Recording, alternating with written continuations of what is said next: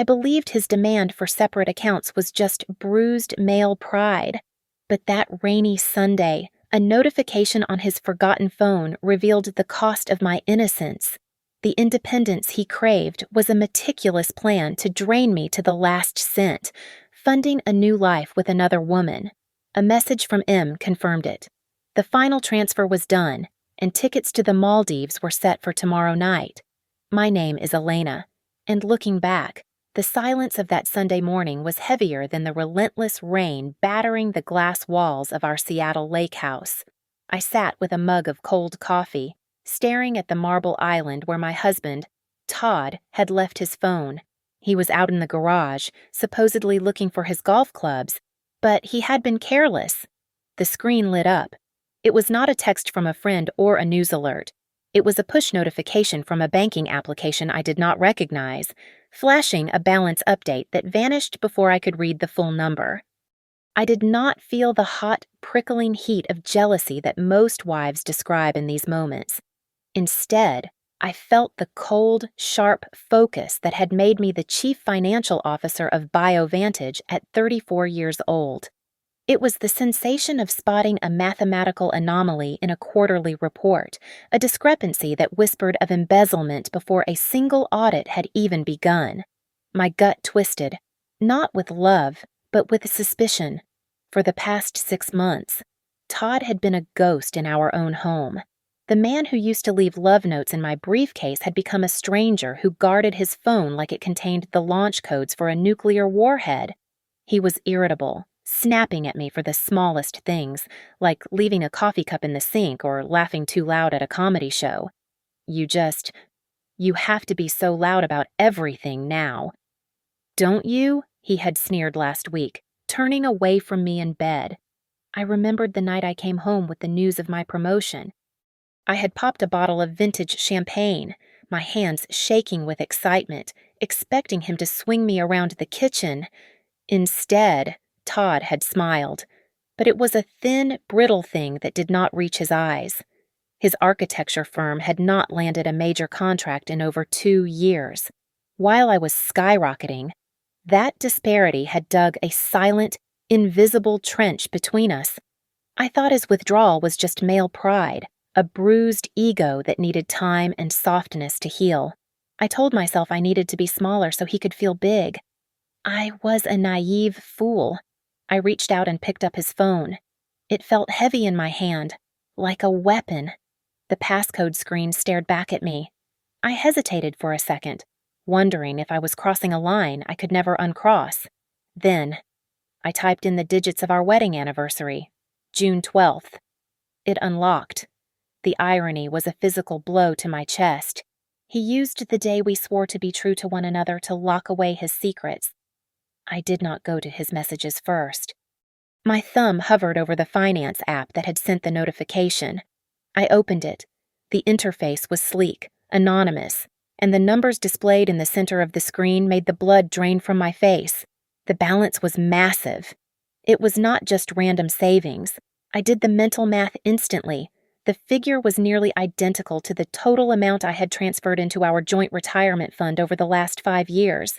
Every bonus, every stock option I had liquidated for our future, it was all sitting there.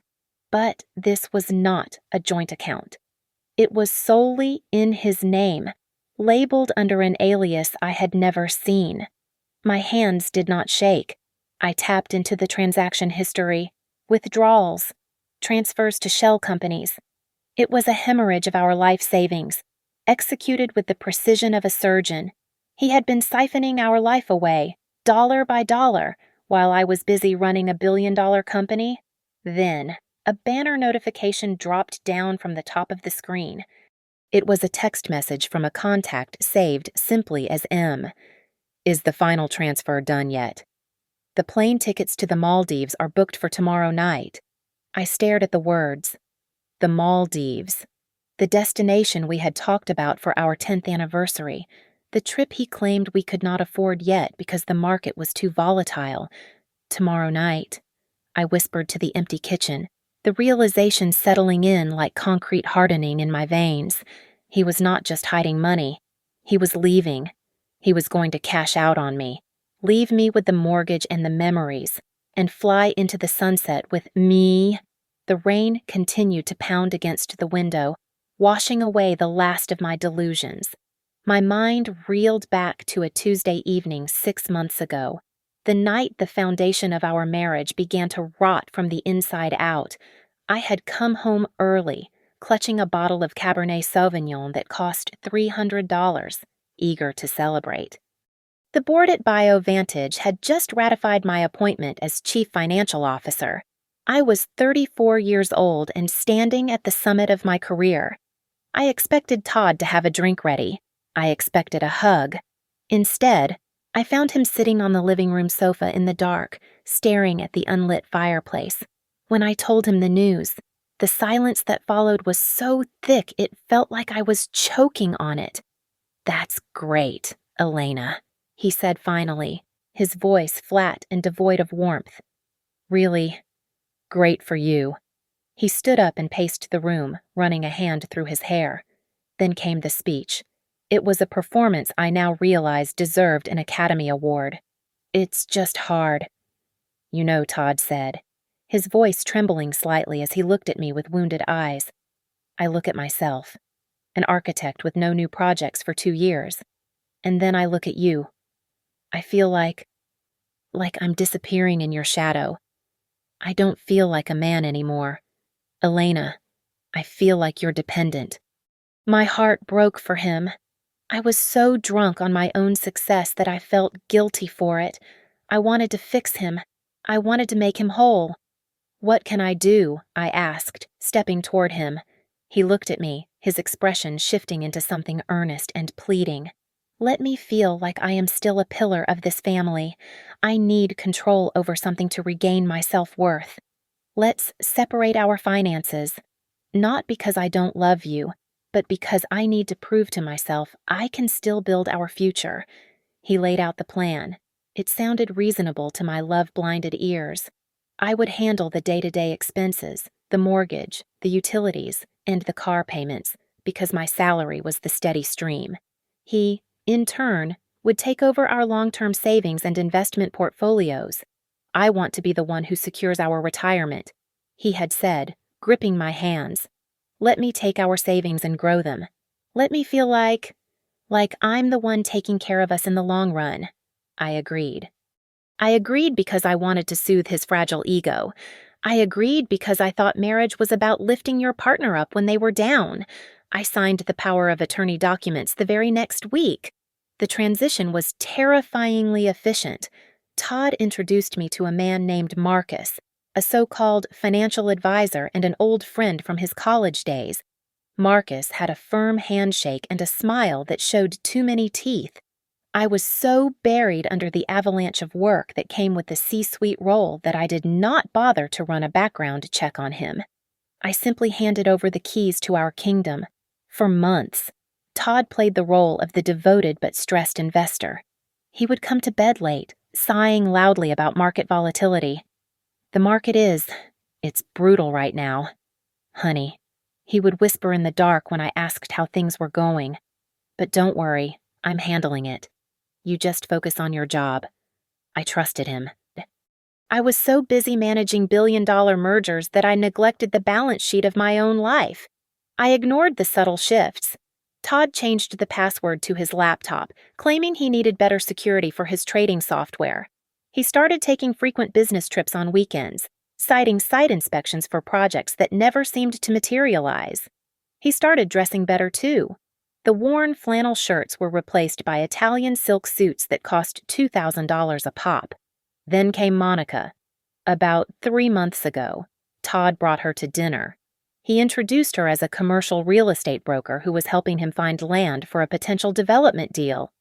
"Elena, this is Monica," Todd had said, gesturing to the stunning woman sitting across from us. "She's the best in the city. We're going to make a killing on this new venture."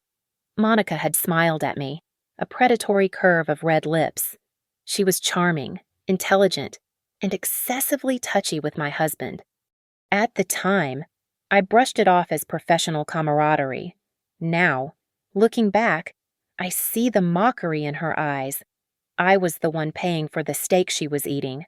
I was the one funding the hotel rooms they booked for their site inspections. I stood there in my kitchen, the rain still falling, and felt a wave of nausea so strong I had to grip the countertop. I had not been a partner to Todd. I had been a resource. I was a sheep who had willingly handed the shears to the wolf, exposing my throat and thanking him for the privilege. Todd had left at 8 in the morning, claiming he had an 18-hole game at the country club. That gave me exactly 4 hours. The silence in the house was no longer oppressive. It was tactical. I was no longer the grieving wife. I was the chief financial officer conducting a forensic audit on a failing asset. I ran upstairs and grabbed my encrypted work laptop. Sitting at the kitchen island, I tethered Todd's phone to my machine. My fingers flew across the keyboard, bypassing his rudimentary cloud backups and digging straight into the raw data. I needed to trace the cash flow before he returned.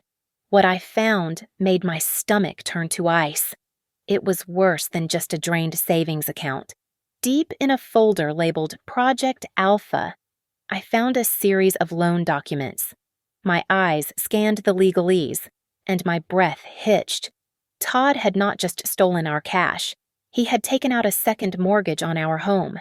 He had leveraged the very roof over our heads for a loan of $450,000. The purpose of the loan was listed as a capital injection for a tech startup. I opened the attached PDF.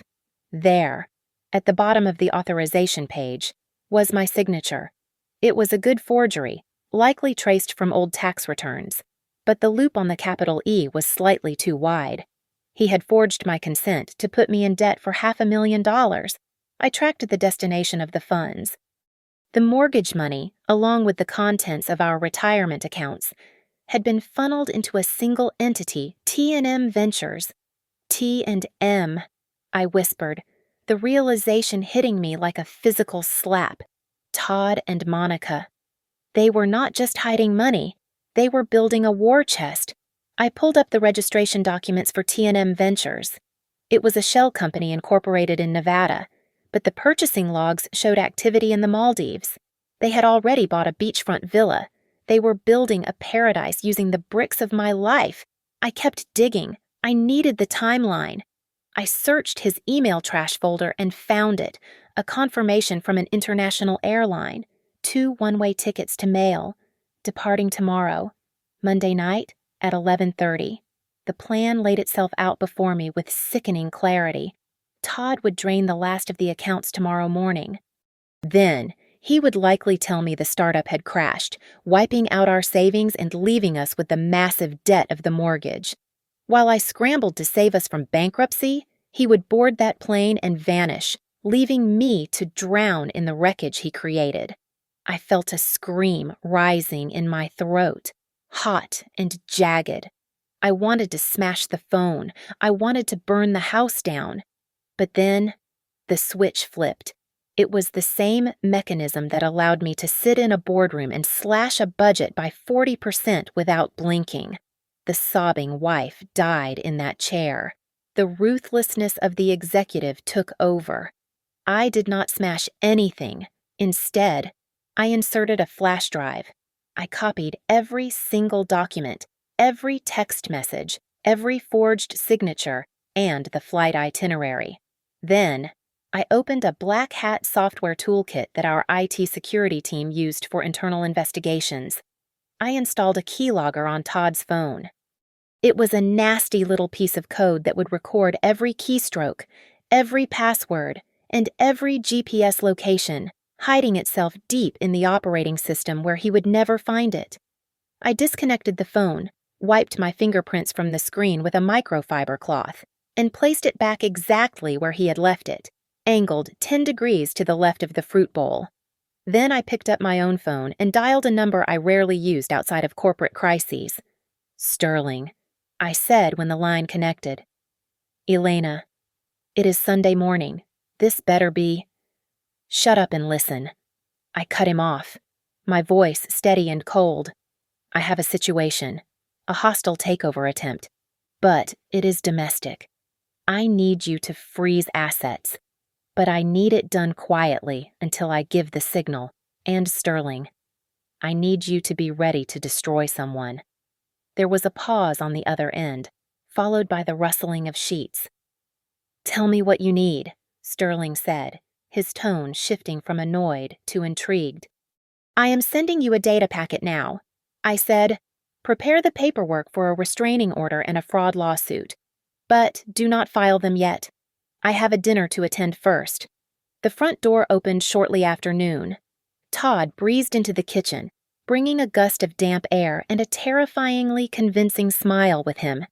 He was humming a tune, swinging his golf cap in his hand as if he hadn't just spent the morning destroying our marriage. "Hey, babe," he said, leaning in to kiss my cheek. I held my breath, but the scent hit me anyway. It was not the musk of rain and wet grass. It was sandalwood and expensive floral notes, Santal 33.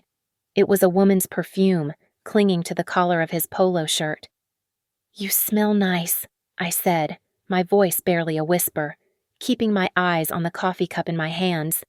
"Did you change at the club?" Todd didn't even blink.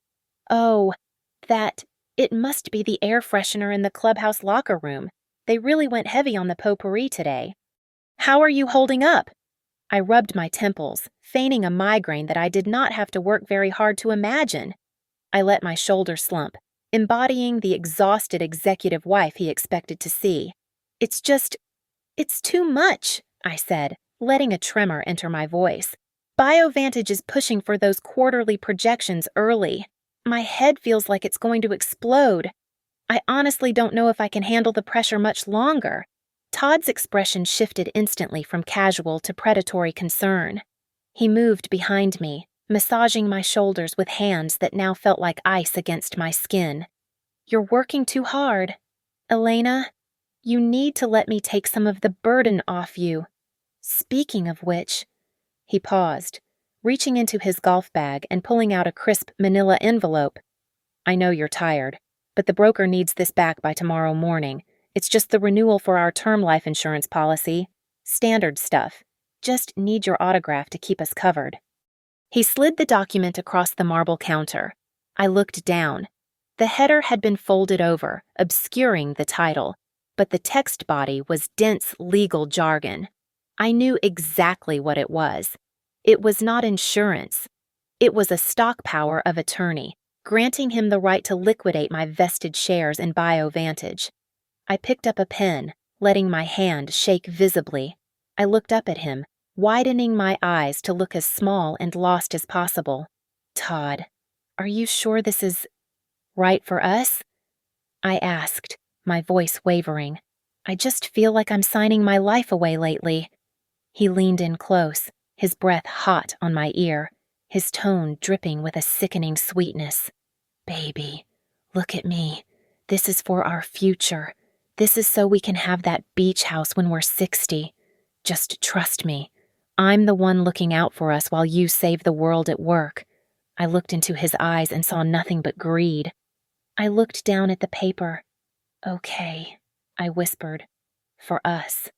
I pressed the pen to the paper. But as I wrote my name, I made a deliberate error. My official bank signature is a precise, sharp script with a distinct loop on the capital E. On this paper, I flattened the loop and omitted the middle initial entirely. To the naked eye, it looked like my signature. To a forensic handwriting analysis or a bank's verification algorithm, it was a worthless scribble. Todd snatched the paper away the moment the ink was dry. He didn't even check it. He just stuffed it into his bag, a flash of triumph crossing his face that he couldn't quite hide. "Perfect," he said. "I'll drop this off tomorrow." "Wait," I said, standing up and forcing a smile. "Since you're going on that business trip tomorrow night, we should do something special. A farewell dinner, just you and me. I have some news." Todd paused, looking impatient. "News." "Yes," I said, lowering my voice as if sharing a secret. "I didn't want to tell you until it cleared, but the board just approved a retention bonus for me. A big one. $500,000. It hits my account on Tuesday. I watched the transformation in real time." The impatience evaporated, replaced by a hungry, feral gleam.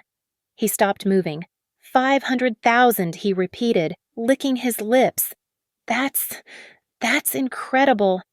Honey, I want you to manage it, I said, delivering the final bait. I want to transfer it to your investment fund. Maybe we can talk about it over dinner tomorrow night before you leave. Todd's mind was visibly racing. I knew he was calculating. If he left tomorrow night as planned, he would miss the $500,000 payout. He needed one more day. Just 24 hours to steal one last fortune. You know what Todd said, pulling his phone out. I think I can push my flight back to Wednesday. A dinner sounds perfect. Let me just send a text to my assistant to reschedule. He turned his back to me, typing furiously. My own phone, still linked to his via the keylogger, buzzed silently in my pocket. I knew exactly what he was typing to Monica. Change of plans. The cow has one last bucket of milk. Delay the flight to Wednesday. We are going to be $500,000 richer. I smiled at his back. It was a cold, razor-sharp smile. He thought he was staying for a payday. He had no idea he was staying for his own execution. Monday morning arrived with the metallic taste of adrenaline in my mouth. I was at my desk at BioVantage by 6 o'clock, but I was not there to review quarterly earnings or approve budget forecasts. I had summoned a shadow cabinet my head of cybersecurity, a young genius named David, and Sterling, the corporate shark I kept on retainer for situations exactly like this. Lock it down, I commanded, standing by the window overlooking the waking city. Every personal account in my name. Checking, savings, credit lines, freeze them all. I want a total blockade, David typed furiously on his terminal. Done. But if he tries to access them, he will get an error message. Give him something else to look at, I said, turning to face them. Create a honeypot. Set up a dummy account linked to my primary dashboard. Label it Executive Bonus Retention. Make the visible balance $5 million, but make it unwithdrawable until midnight tonight due to processing protocols. Let him see the gold, but make sure he cannot touch it. Sterling chuckled, tossing a file folder onto my desk. You are cruel. Elena. I like it. Now, about your husband's little enterprise. T&M Ventures is indeed registered to Todd, but the billing address, it is a penthouse downtown, leased to one Monica Velez. He flipped the folder open, pointing to a highlighted column of numbers. But here is the kicker, Sterling said, leaning back in his chair. I traced the outflow from T&M. Todd thinks he is moving money to offshore holdings for the two of them, but look at this. Every time a deposit hits T&M, exactly 15% is immediately siphoned off to a separate, private account in the Cayman Islands, an account that Todd does not have signature authority on. I looked at the numbers. A cold smile spread across my face. She is stealing from him. He is robbing me to build a life with her, and she is robbing him to build a life without him. It is a nest of vipers, Sterling noted. Then let's make them bite each other. I said. I spent the next hour crafting the perfect poison. First, I used an anonymous server to send an encrypted email to Monica. The subject line was simply, "He knows." Inside, I attached a fabricated email chain between Todd and a divorce lawyer, suggesting that Todd was planning to reconcile with his wife and was only using Monica as a temporary mule to wash the embezzled funds before cutting her loose. Next, I created a physical document, a fake private investigator's report on Monica, detailing a history of romance scams and identity theft. I drove home during my lunch break and left it carelessly on Todd's desk, half buried under a stack of architectural magazines where I knew he would snoop. By 2 o'clock in the afternoon, the keylogger on my laptop began to paint a picture of total chaos. I watched the text messages scroll across my screen in real time. Todd. Why is the transfer to the vendor delayed? I need that confirmation number. Monica. I told you, the bank is flagging it. Stop pushing me. And why were you asking about the account structure this morning? Todd, I didn't ask you anything. Are you stalling? You better not be messing with my money. Monica. Monica. Your money, it's our risk. You sound paranoid. What are you hiding? The seeds of doubt were blooming into full-blown paranoia. They were turning on each other before I had even served the main course. I picked up my office phone and dialed the Obsidian, the most pretentious and expensive steakhouse in the city. It was the kind of place Todd always wanted to be seen at but could never afford. I need the private dining room for tonight at 8 o'clock. I told the maitre d', it is a celebration, and I need you to send invitations to a specific guest list. I gave him the names of 3 of Todd's so-called business partners' men. Todd desperately tried to impress with his phantom wealth. And then I added the guest of honor, and one more. I said, my voice smooth as silk, Ms. Monica Velez. Tell her it is a surprise party for Todd regarding his new venture. She will not miss it. I hung up the phone. The trap was not just set, it was baited, and the jaws were wide open. Tonight, I would not just divorce my husband. I would incinerate his entire reality. Monica must have received the heavy cream-colored invitation and interpreted it through the lens of her own narcissism. She arrived at the Obsidian thinking this was Todd's grand gesture, a public declaration of their relationship before they vanished into the sunset. She wore a shimmering silver gown that clung to her like a second skin, her eyes scanning the room for her lover. I made her wait. When I finally entered the private dining room, I was not the buttoned-up executive in a gray power suit that Todd was used to ignoring. I was wearing crimson silk, backless and dangerous, a dress that cost more than Todd's car. The silence that fell over the table was instantaneous. Todd stood up, his face a mask of absolute panic. He looked from me to the 3 business associates I had invited, men he had lied to for years about his success, and then to Monica, who was standing awkwardly near the entrance. Elena? Todd stammered, his eyes darting around the room like a trapped animal. What? What is all this? I thought it was just us.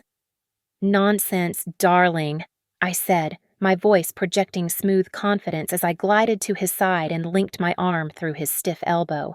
We have so much to celebrate, and how could we do that without the people who made it possible? I turned my dazzling smile toward Monica.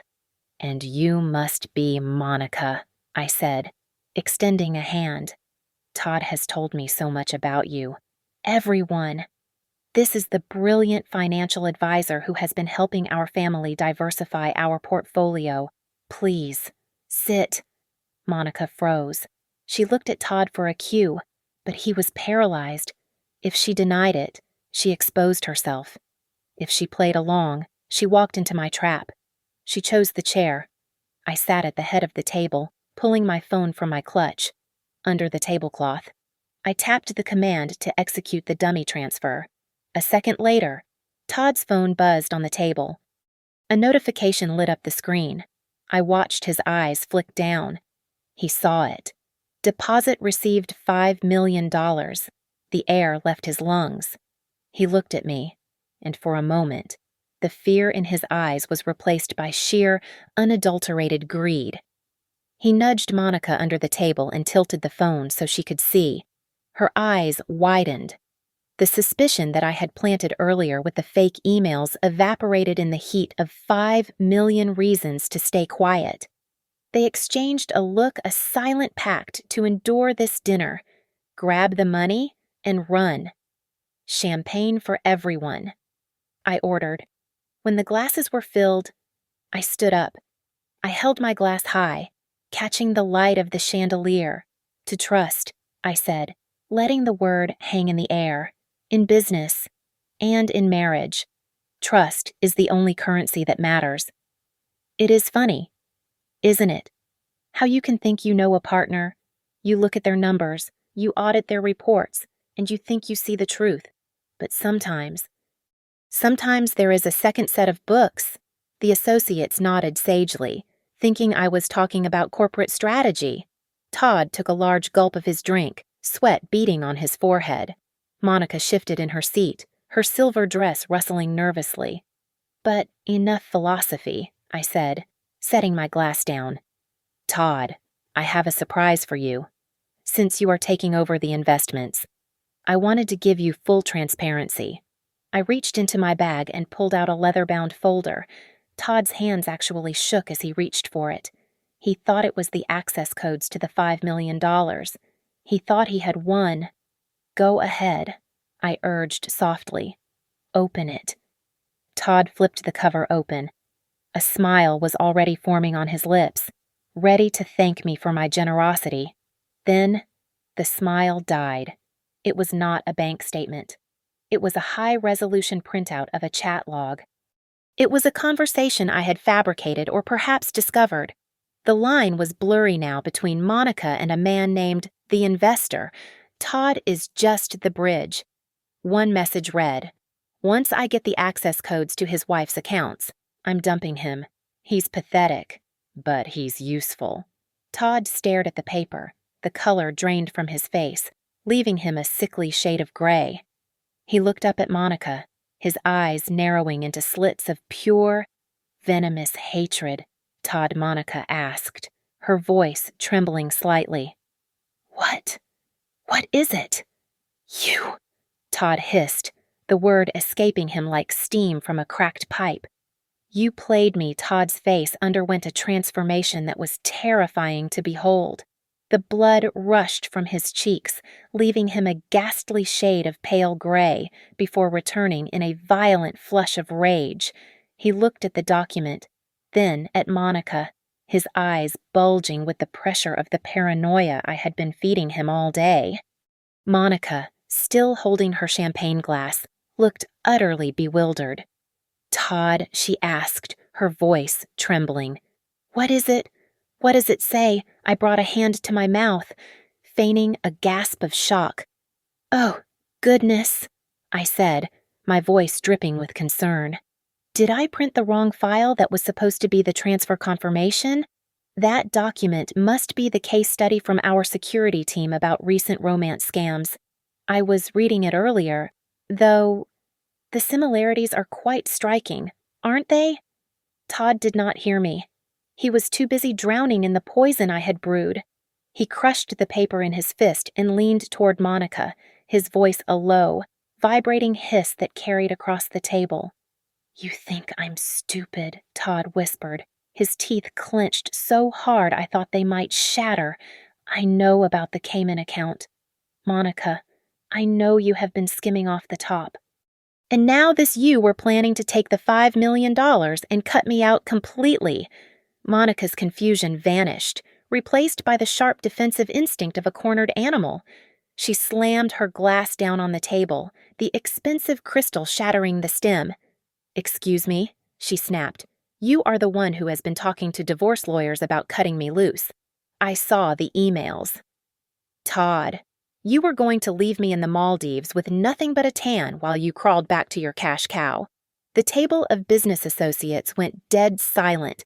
The man to my right, a potential investor Todd had been grooming for months, slowly pulled his phone out and started recording under the edge of the table.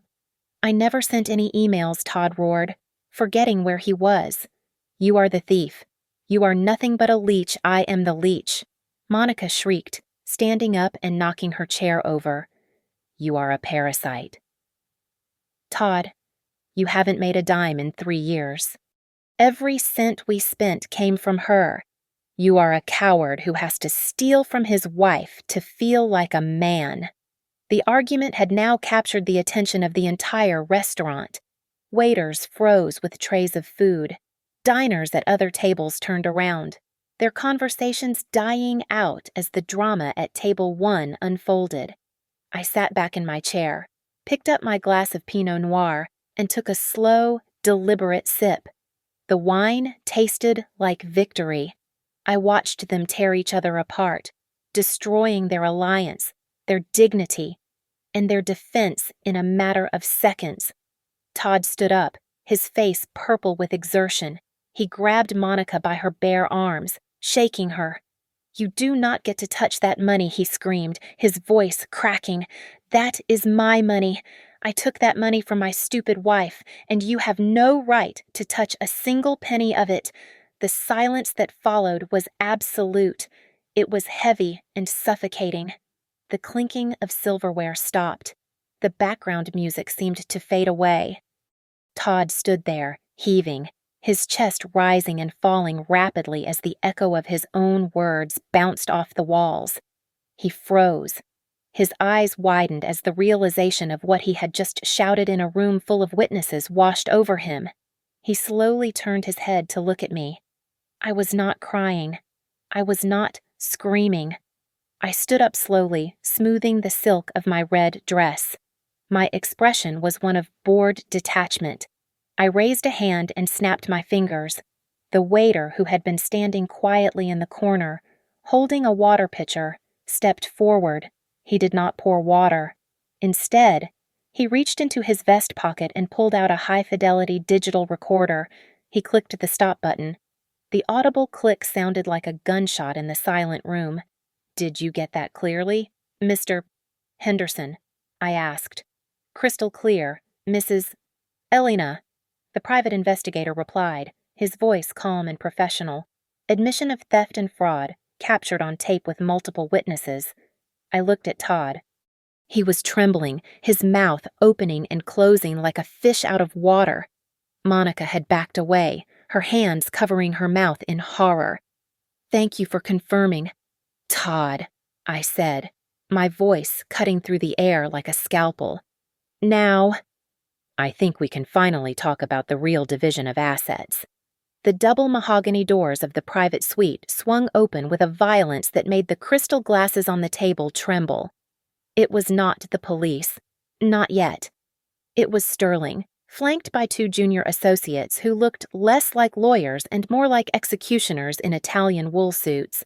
Sterling marched to the table, ignoring the stunned silence of the room, and slammed a thick stack of documents down in front of my husband. "Todd Mitchell," Sterling announced, his voice booming with authority. "You have been served." Todd stared at the papers, his hands shaking. "What is this?" he stammered. "That is an emergency ex parte freezing injunction," Sterling replied, adjusting his cufflinks. "Granted by the Superior Court judge exactly 45 minutes ago based on evidence of embezzlement, fraud, and flight risk provided by your wife. Every asset you own, every account you touch, and every shell company you try to hide behind is now locked down." As if on cue, a chime echoed from Todd's pocket. He pulled his phone out with clumsy, trembling fingers. I watched the color drain from his face until he looked like a corpse. The notification from the offshore bank was flashing red, account suspended. Todd read aloud, his voice barely a whisper. "Anti-money laundering protocols initiated. Zero balance." He looked up at me, his eyes wide with horror. "The money," he choked out. "The $5 million. Where is it? It never existed, Todd," I said, sipping my wine. "It was a digital ghost. And now, so is T&M Ventures." Beside him, Monica realized the ship was sinking, and she scrambled to find a lifeboat. She jumped up, knocking her chair backward, and pointed a manicured finger at Todd. "He did it!" she shrieked, her voice shrill and panicked. "I didn't know anything. He told me it was his money. He told me you gave him permission." She fumbled with her clutch, pulling out her own phone. "I have pictures," Monica yelled at Sterling, desperate to save herself. He practiced forging her signature on dinner napkins. I took photos because I thought it was weird. I can send them to you. He is the mastermind." Todd turned to her, betrayed by his own accomplice. The walls were closing in, and the reality of his failure snapped something inside him. He looked at me, sitting calm and untouched at the head of the table. The rage in his eyes was primal. "You," he growled. "You ruined everything." He lunged. Todd vaulted over the corner of the table, his hands reaching for my throat. He wanted to hurt me. He wanted to erase the smirk from my face. He never made it. Two men in black suits, who had been blending into the shadows by the service entrance, moved with terrifying speed. One of them caught Todd in mid-air, while the other swept his legs. There was a sickening thud as my husband hit the expensive carpet of the restaurant. His arm was twisted behind his back with a force that made him yelp in pain. I stood up slowly and walked over to where he was pinned, his face pressed against the floorboards.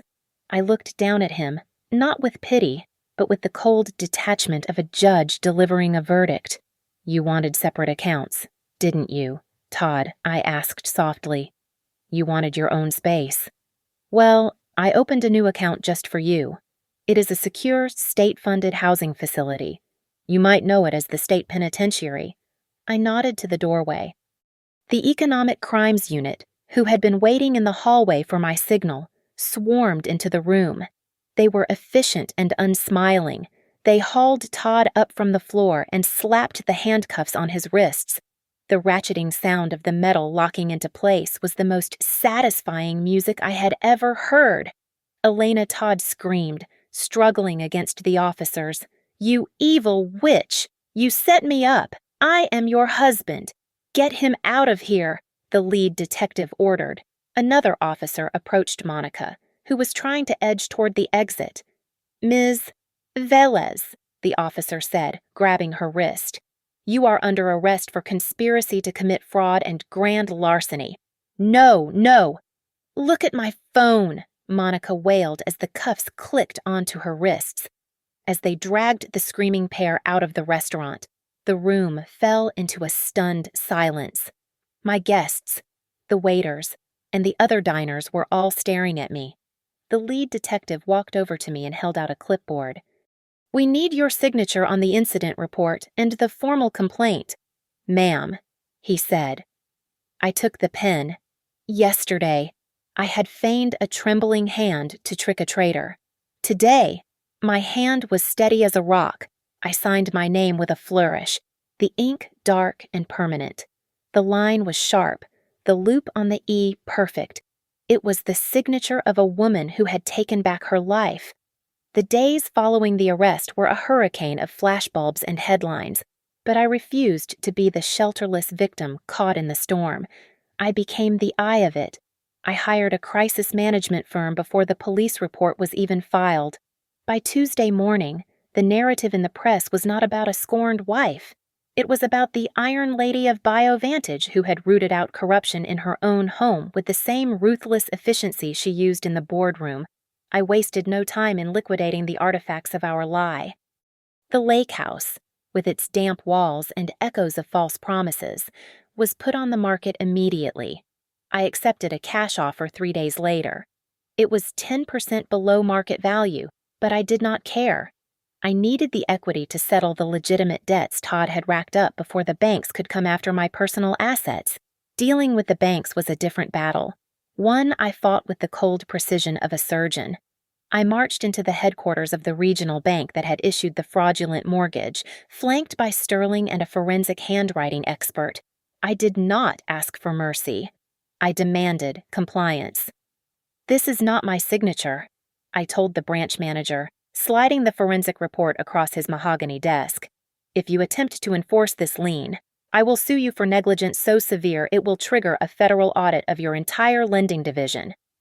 Do you want the federal regulators looking through your books, or do you want to void this loan today?" They voided the loan before I finished my espresso. Todd tried to call me from the county jail every hour on the hour. I let it go to voicemail for 3 days. Finally, on Thursday, I picked up. "Elena." His voice was a broken, sobbing mess on the other end of the line. "Elena, please, you have to help me. It is a nightmare in here. I don't belong here." I listened to his breathing, ragged and panicked. "Please, baby," he continued, his voice dropping to a desperate whisper. "It was her. It was Monica. She manipulated me. She got into my head. I love you. I never stopped loving you. You have to post bail. Please. Just get me out." I hung up without saying a word. The next day, I visited him. It was the first and last time. The visitation room was sterile, smelling of industrial cleaner and stale sweat. Todd sat on the other side of the plexiglass partition. He looked 20 years older than he had at the restaurant. His hair was greasy, his eyes bloodshot, and he was wearing a bright orange jumpsuit that clashed horribly with his complexion. He reached for the phone on the wall. I picked up mine. Elena. He breathed, hope flickering in his eyes. Thank God. I knew you would come. I knew you wouldn't leave me here. I did not speak. I simply opened my briefcase and pressed a document against the glass. It was the divorce settlement. Todd squinted at the paper. What? What is this? He asked. Read Clause 4. Todd, I said, my voice flat. He read it.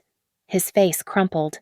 The clause stipulated that in light of his criminal fraud against the marital estate, he forfeited all claims to any remaining assets, including his pension, his car, and any future royalties from his past architectural work.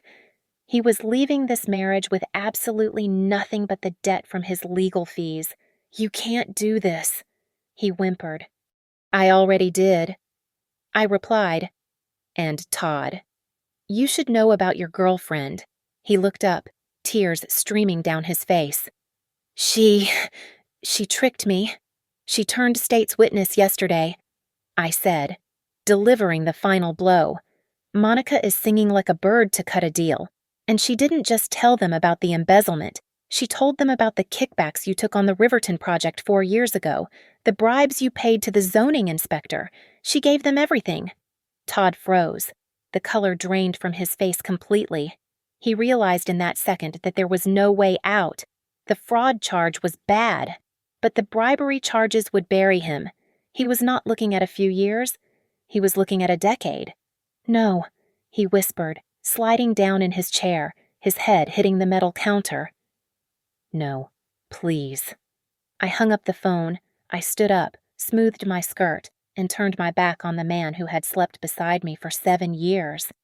I walked out of the visitation room, through the heavy security doors, and into the bright, blinding sunlight of the parking lot. I took a deep breath. The air tasted sweet. The heavy weight that had been pressing on my chest for 6 months was gone. I felt lighter than I had in years. It was as if a malignant tumor had been surgically removed, leaving only clean, healthy tissue behind. Sterling was waiting for me by my car, leaning against the hood with a grim expression. It is done, he asked. It is done. I confirmed.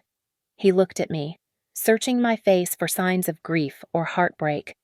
Are you okay? Sterling asked gently. It is a lot to process. Losing a husband is never easy, no matter the circumstances. I put on my sunglasses and opened the car door.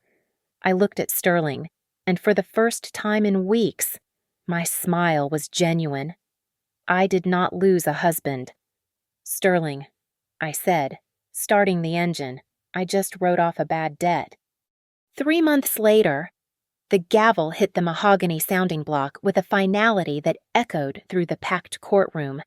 I sat in the witness box, my hands folded calmly in my lap, watching the final act of the tragedy Todd had written for himself. The atmosphere in the room was suffocating. Todd and Monica sat at separate defense tables, separated by 10 feet of aisle and an ocean of hatred. The lovers who had plotted to steal my future now looked at each other with pure, unadulterated venom. Monica had testified against Todd to save her own skin, and Todd's defense attorney had spent the last week painting Monica as a manipulative siren. Their alliance was not just broken, it was pulverized. But I had saved the kill shot for the very end. When the prosecutor asked if there was any further evidence regarding Todd's intent, I produced the final file from the keylogger I had installed on that rainy Sunday. It was not just about the stolen savings or the fraudulent mortgage. It was an audio recording of a conversation Todd had with a competitor of BioVantage, recorded through his phone's microphone while he was in his home office. I can get you the schematics for the new filtration prototype. Todd's voice had rasped through the courtroom speakers, clear and undeniable. But I need $1 million up front. I am leaving the country, and I need startup capital. The courtroom had gasped. This was no longer just a domestic dispute or civil fraud. This was industrial espionage. It was a federal crime that carried a mandatory minimum sentence. The judge, a stern woman with eyes like flint, looked down at Todd. "Mr. Mitchell, your betrayal of your wife was morally repugnant," she said, her voice cutting through the silence. "But your betrayal of the law is unforgivable. I am sentencing you to 12 years in federal prison, without the possibility of parole for the first 10 years. She turned to Monica. "Ms. Velez, for your cooperation, you are sentenced to 5 years. Todd let out a sound that was half sob, half wail. As the marshals moved in to shackle him, he turned around. His eyes searched the gallery until they locked onto mine. He looked small. The arrogance, the greed, the false bravado, it was all gone. He looked like a frightened child. "Elena," he mouthed, his lips trembling. "Please." He wanted forgiveness. He wanted me to look at him with the love I had held for him for 7 years. He wanted a lifeline. I stood up. I did not smile. I did not cry. I simply reached down and adjusted the lapel of my navy blue blazer, smoothing out an invisible crease. I looked through him as if he were made of glass. I turned my back and walked toward the heavy oak doors. Outside, the steps of the courthouse were a sea of reporters. They shouted questions, flashing cameras that blinded the afternoon sun. "Elena, how do you feel about the verdict? Elena, is it true you are taking over the CEO position next month?" I did not hide. I did not cover my face with a coat like a criminal. I raised my chin, put on my sunglasses, and walked through the crowd with the stride of a woman who owns the pavement beneath her feet. I slid into the back of my private car, the leather cool against my skin. "To the new address. Please," I told the driver. As the car pulled away from the chaos, I took out my phone. I opened my banking app. A notification popped up. The restitution payment from the liquidation of Todd's assets and the sale of the lake house had just cleared. The balance was higher than it had ever been. I scrolled down to the account details. It was a single account. Sole ownership. No joint holder. No unauthorized withdrawals. The financial independence Todd had used as a weapon to hurt me was now my shield. The car stopped in front of a glass skyscraper in the city center. I took the private elevator up to the 45th floor. I unlocked the door to my penthouse. It was an open, airy space filled with light, modern art, and silence. It was mine. The deed had one name on it, Elena. I walked out onto the balcony. The wind whipped my hair back. Below me, the city of Seattle was waking up to a clear, crisp evening. The rain had stopped. I poured myself a glass of vintage wine and leaned against the railing. I looked at the calendar on my phone. It was Sunday, for months. Sunday had been a day of trauma, the day I found the phone, the day my world collapsed.